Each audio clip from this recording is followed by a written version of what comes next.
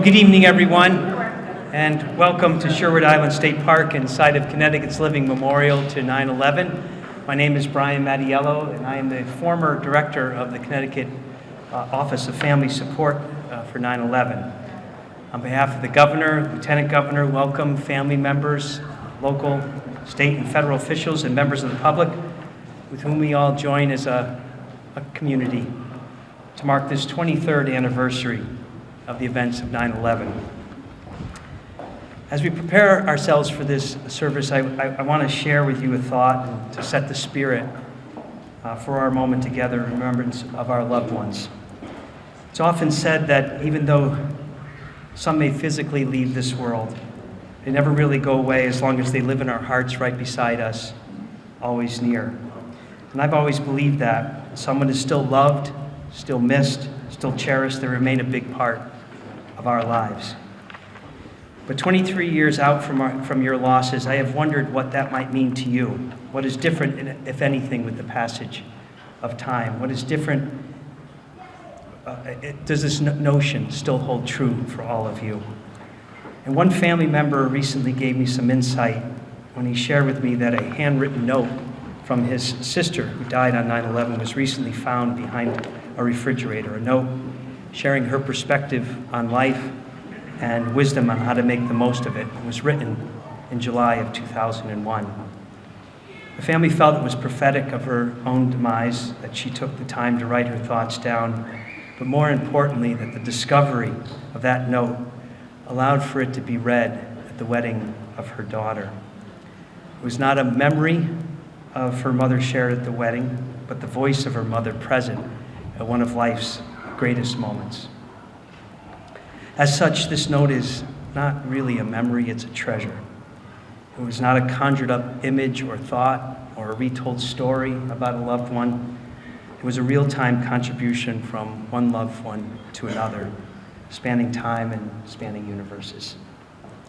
I wonder for all of you with the passage of time if dearly held memories have now transformed to treasures, or if new discoveries over these years have revealed more about your loved ones than you originally knew or understood. And I wonder if you're filled with anticipation of what you might learn next in the coming hours, days, weeks, and months that lie ahead. Because someone existed however long in our lives, if they were important to us, they were someone you loved, it's hard to say goodbye, and that will never change. But if their memories are treasures, and if they are never really that far away, should we, instead of saying goodbye, especially 23 years out, say thank you for the time you had with them, for the joy, the wisdom, and laughter that they provided, and for the treasures they have left behind and continue to leave behind. So on this anniversary, instead of reliving a goodbye, let's say thank you. And in that spirit, let's commence this ceremony. For the opening prayer, I invite Rabbi Michael Friedman, Temple Israel of Westport. Rabbi, please come forward.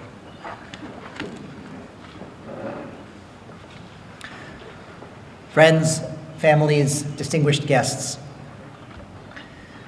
Over 2,500 years ago, the prophet Jeremiah sat on a hilltop outside of Jerusalem watching the city burn.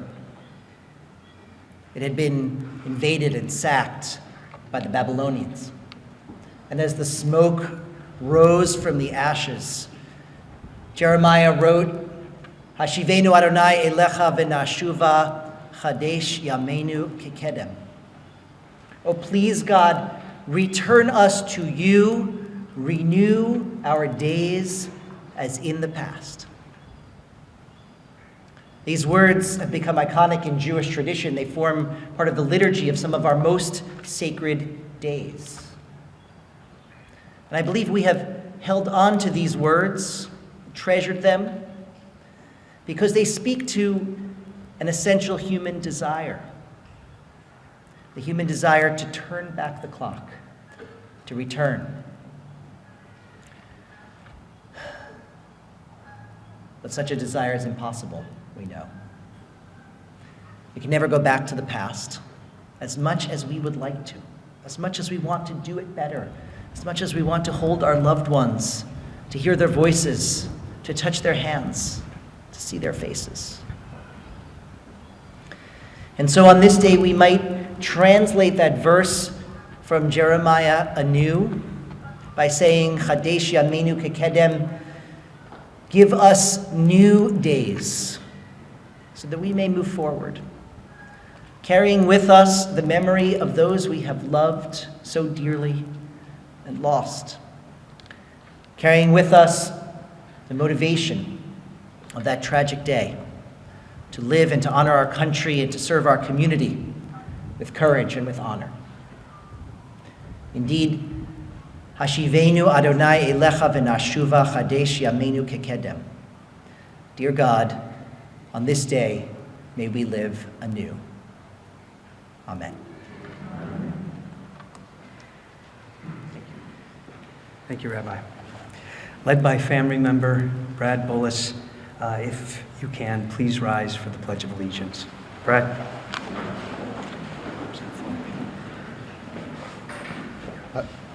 I pledge allegiance to the flag of the United States of America, to the republic for which it stands, one nation, under God, indivisible, with liberty and justice for all. And we have given Brad that honor these last few years because of all he does to make this service possible. Thank you, Brad. Now for the singing of the national anthem. I was supposed to say, please remain standing. I'm so sorry. My fault. After all these years, you'd think I'd be better at that MC, right?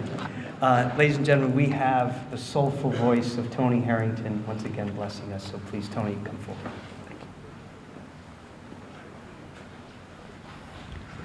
Oh, say, can you see by the dawn's early light what so proudly we hailed at the twilight's last gleaming, whose broad stripes and bright stars through the perilous fight o'er the ramparts we watched were so gallantly streaming, and the rockets' red glare, the bombs bursting in air, gave proof through the night that our flag was still there.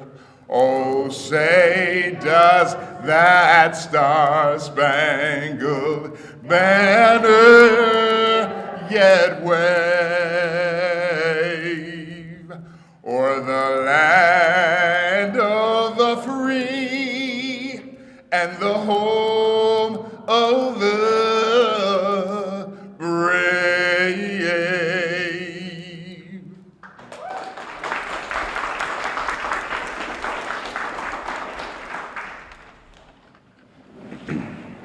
So glad when we ask him every time, the answer is like immediately yes. I can't believe how fast you text like you anticipated.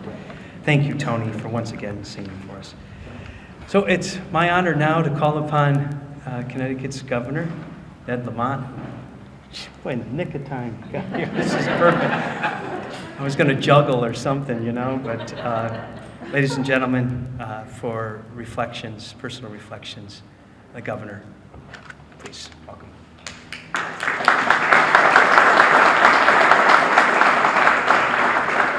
Thank you, Brian. And so I sat in traffic on the way here. I was just thinking that I think every generation has a moment that focuses the mind. And it's a tragedy that the first time young people realize something is happening. You know, I think for my parents, it was Pearl Harbor. And they were told that America had been attacked, and we didn't think that was possible. You know, for my generation, when I was a young boy, it was the assassination of JFK, John F. Kennedy. And I remember that, and I also remember that, you know, It's the first time I ever saw my dad cry, and I come from a different generation. And I think for our kids, certainly my kids, they were in elementary school. It was 9/11, and they knew something was wrong. They knew it was terribly quiet. They knew that their parents were scared, and we did everything we can to reassure, tell them we love you, tell them everything's going to be okay. I'm sorry that many of you didn't have a chance to say that to your children or parents or brother and sister who didn't come back that day. And that's why we never forget. And out of that tragedy, if I just try and find a silver lining, it's, I just remember a certain sense of unity of purpose and community that America felt. I know they felt it after Pearl Harbor, and they were going to win. I think we felt that after JFK, in the sense that that tragedy brought our country sadly together. And I think 9/11, I felt a certain sense of community as well.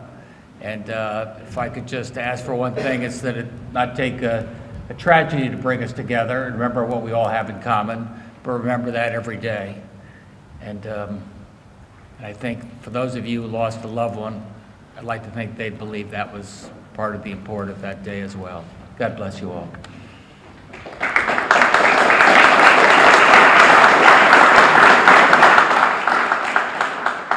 Thank you, Governor. And now a word from our Lieutenant Governor, Susan Bysiewicz. Thank you, and good afternoon, everyone. We're gathered to remember and mark the 23rd anniversary of the September 11th terrorist attacks. And I want to thank Brad Bullis, Brian Mattiello, the staff at our DEP and Department of Administrative Services, and all of the wonderful volunteers who helped to organize today's ceremony. And I'm very honored to join my colleagues in local, state, and federal office and our commissioners who join us in this day of remembrance as we gather to remember the 161 of our loved ones that were lost on September 11th or later as a result of that day. We remember and we're reminded of how vulnerable we all are and how precious our time with each other really is.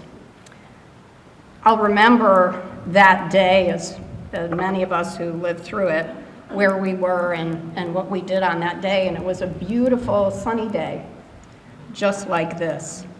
And it was a day where we had a horrific attack, but we do what people do when they are challenged. Here in Connecticut, we came together. We sent hundreds of first responders to New York City to try to help.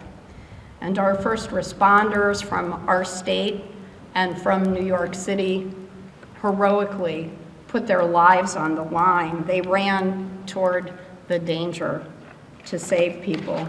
And that day forever changed lives of so many families in our state and in our country.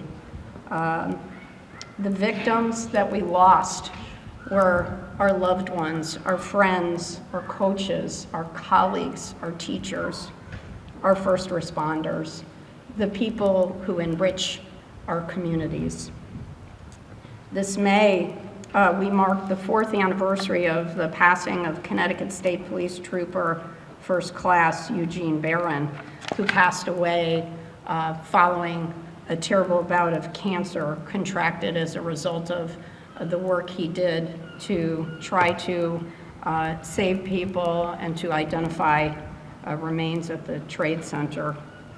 And we remember the 4th anniversary of the passing of Timothy Barnes of East Haven, someone who volunteered at Ground Zero to try to help.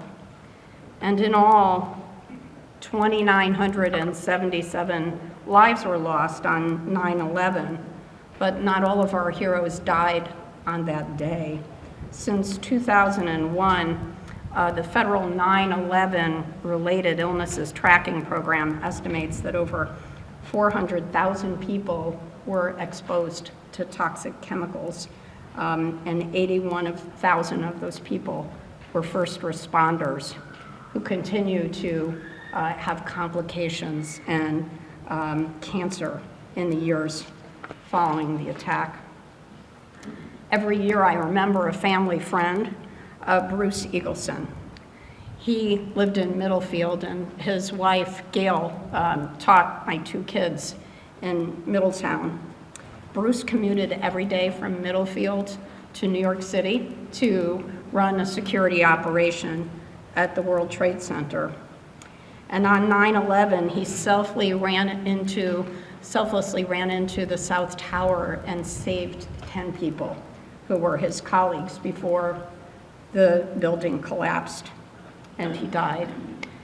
His son, Timothy, in his honor, decided to join the United States Army and to serve in Iraq and Afghanistan to honor his dad's legacy. And since 2001, many children of the first responders who were lost in New York City that day have joined the fire service, law enforcement, and our United States military to honor their parents' legacies.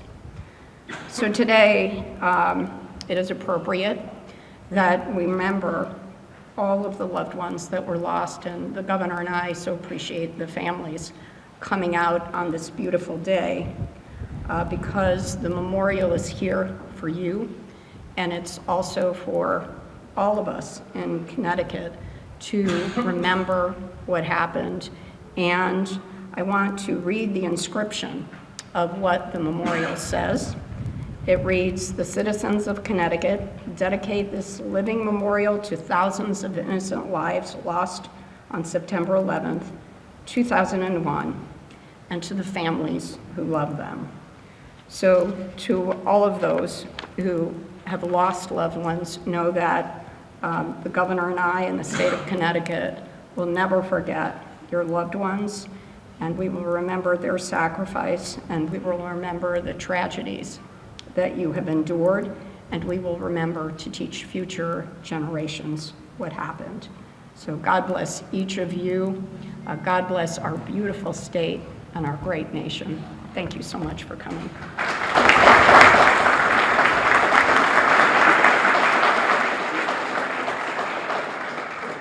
Thank you, Susan. Each year we take a moment to offer a family member a chance to share their reflections on this anniversary. And this year, Barbara Turkoff, sister of Thomas Turkoff, has volunteered. So, Barbara, the mic is yours.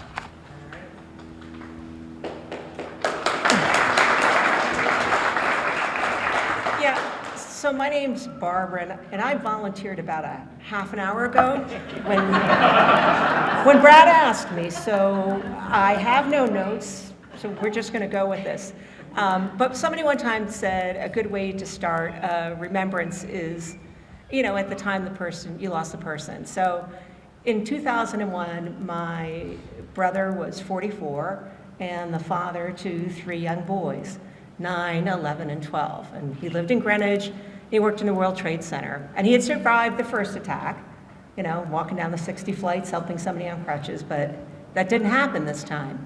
And so, that's a devastating situation, and our family was dealing with, my father had cancer, and one thing on top of another. And sadly, in 2009, their mom died from cancer. So by that point, they're 17, 19, and 20. And now we're 23 years later, and they're in their 30s. And I'm very happy that they love to come to my parents' house that I now live in, that we call the homestead. They will call me and ask to come. They refer to themselves as the brothers because when it happened, they had to stick together. And they still do through, a series of challenges, but they're doing great.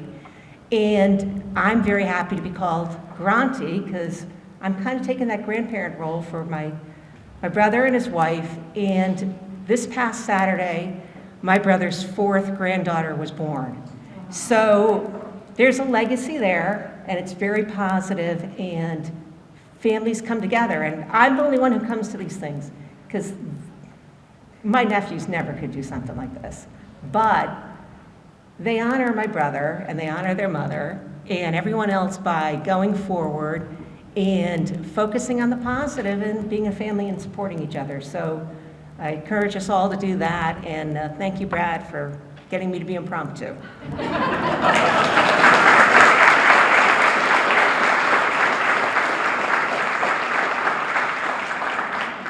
So that in 30 minutes. Can you imagine if we gave you 30 days? We will now have the reading of the names to remember the uniqueness of each individual life lost on 9/11 with connections to our state. Leading this portion of the service is Marie Keogh, who was a tireless advocate for family members in the wake of 9/11. Her service has always mattered, and her contribution here today does as well. So, Marie.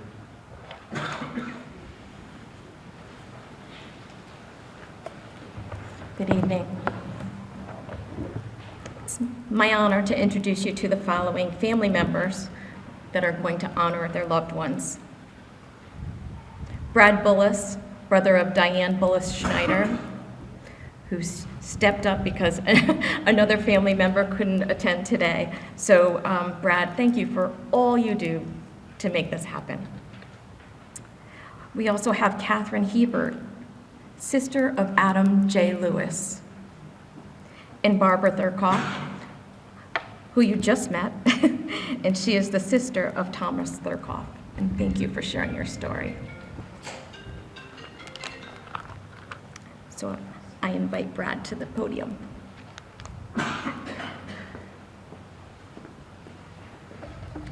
Thank you, Marie. Lawrence Abel. Trooper First Class, Kenneth Barron, Jr. Brian C. Bennett. Jeffrey D. Bittner. Christopher J. Blackwell, FDNY. Alan Patrick Boyle. Alexander Brzezinski. Francis Henry Frank Brennan. Thomas M. Brennan. Timothy Michael Burns. Joseph M. Calandrillo. Edward Calderon. Susan Sandra Campbell. Alejandro Castano. Juan Ceballos.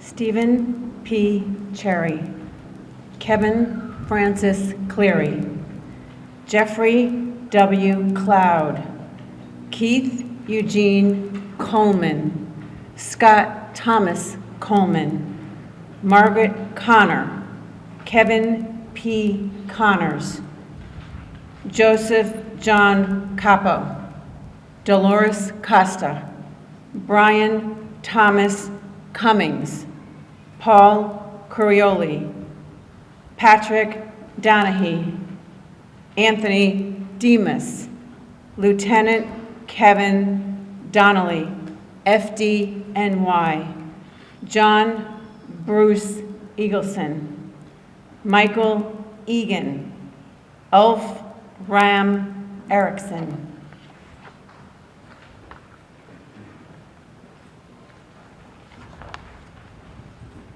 Eric B. Evans, Wendy R. Faulkner, Edward T. Fergus Jr., Bradley Fetchett, Paul M. Fiore, John Fioriti, Bennett Lawson Fisher, Peter C. Fry, Richard Peter Gabrielle Sr., Richard S. Gabrielli, James A. Goodell, Thomas E. Galvin, Oseni Mama Garba, Christopher Samuel Gardner, Peter Allen Gay, Peter Gerard Jelinas, Robert Gerlich, Lawrence Getzfred, Evan Hunter Gillette, Ronald Gilligan.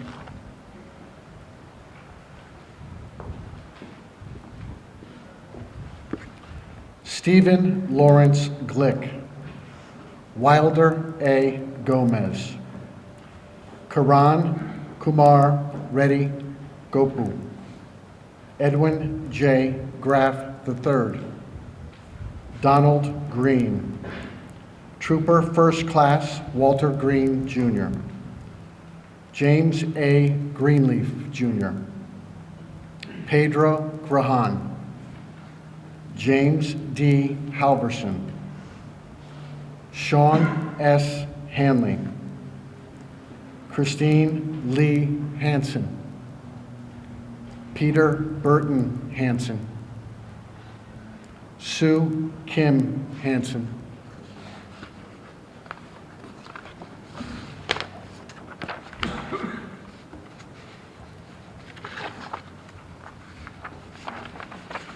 Timothy John Hargrave, Michelle Heidenberger, H. Joseph Heller, John Henwood, Robert Higley II.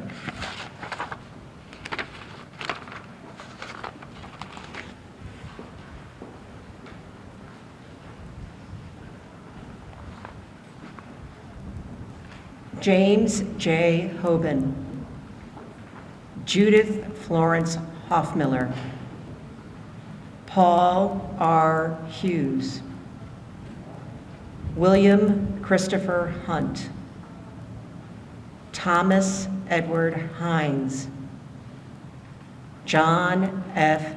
Iskian, Ariel Lewis Jacobs, Michael Grady Jacobs, Mark Stephen Hardeen, Robert Thomas Jordan, Richard M. Keene, Peter R. Kellerman, Maurice Patrick Kelly, William Hill Kelly, Jr., Amy King, Glenn Davis Kerwin, Stephen LaMancha, Gary E. Lasco, Robert A. Lawrence, Jr., Joseph A. Lenahan.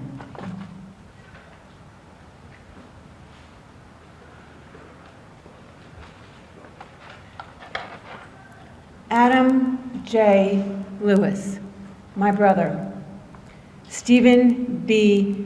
Lilienthal, Gary W.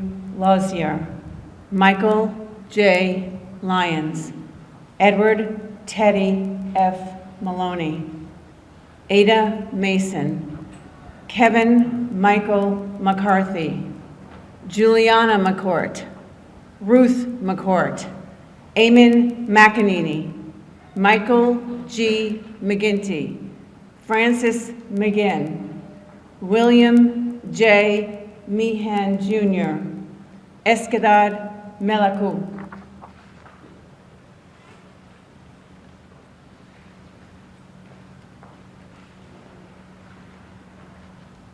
Raymond Joseph Metz III, Joel Miller, Michael M. Miller, Cheryl Ann Moniak, Lindsay S. Morehouse, Jude Musa, Caesar A. Murillo, Christopher William White Murphy, Daniel Robert Nolan, Robert W. Noonan, Timothy M. O'Brien, Scott J. O'Brien, James Andrew O'Grady, Christopher Ogalewicz, Margaret Quinn Orsileski, Thomas Anthony Palazzo, James Matthew Patrick,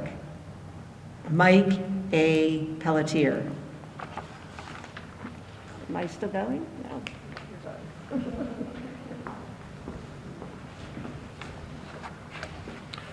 Joshua Piver, Roger Mark Reisweiler, Jean DeStrahan Roger, Sean P. Rooney, Michael C. Rothberg, Jason E. Sabag, Jesus Sanchez, Stacy Lee Sanders, Sean Schilke, John B. Schwartz, Randy Scott, Barbara A. Shaw, Michael John Simon, Heather Lee Smith, and my sister, Diane Bullis Snyder.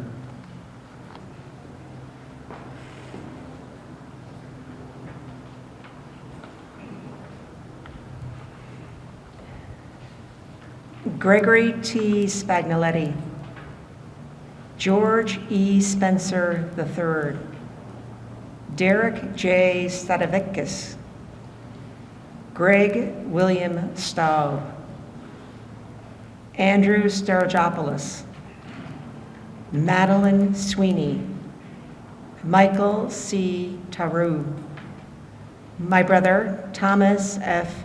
Thurkoff Jr., Eric Raymond Thorpe, Amy E. Toyen, Tyler Ugolin, Jonathan J. Human, Alan V. Upton, Bradley H. Vadas, Edward Raymond Vanacore, Frederick Varachi, James Thomas Waters Jr.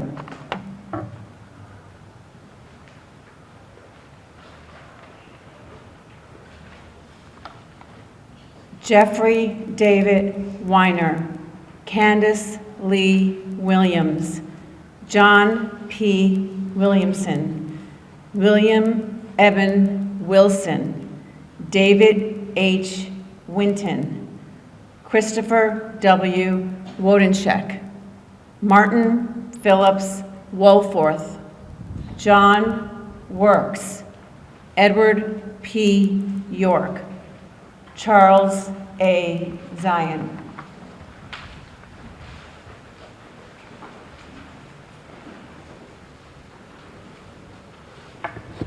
And now stand if you can for a moment of silence for the innocent men, women, and children who lost their lives on 9/11, for the survivors of 9/11, for the civil servants, firefighters, and police officers who work Ground Zero and have given their lives since, and to all the military personnel who have made the ultimate sacrifice since September 11th in defending this country and our way of life. Following this moment of silence, we'll hear the sounding of taps played by Jonathan Worley, U.S. Navy, retired.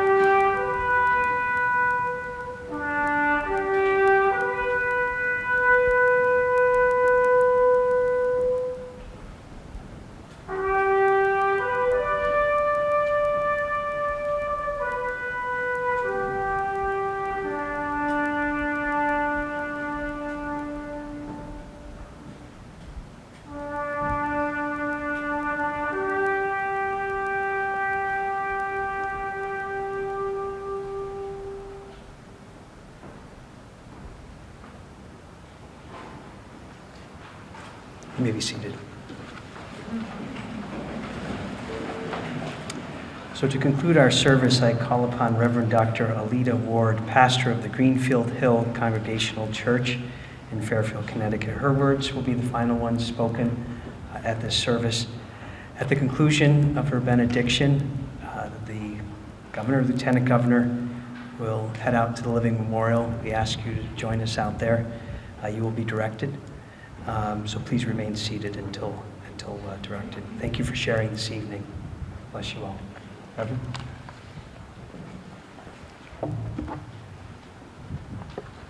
Let us pray. God of grace and God of hope, as we go forth from this time together, two things you ask of us. You ask us to remember those whose names are held in sacred memory, to remember those who grieved and grieve this day for one they loved, to remember those lives forever altered by sickness and by sorrow. You ask us to remember those who gave of their goodness and still give, those who were courageous and still are, those who sacrificed without hesitation and those who still do. You ask us to remember that with the human capacity for greatest evil, there is given also the capacity for greatest goodness. You ask us to remember, and we do. And this, too, God, you ask of us, not only to remember, but to recommit ourselves to the ideals you call us to, those we saw lived out 23 years ago. The courage that puts others before ourselves. The tenacious compassion that will not rest until all are home and healed. The sacrificial love that cherishes another's life as our own. May we remember and recommit so that this day forever lives not only in our memory, but in the lives we live, so that we may be worthy of your trust in us. Redeem the day. Lead us toward peace. Amen.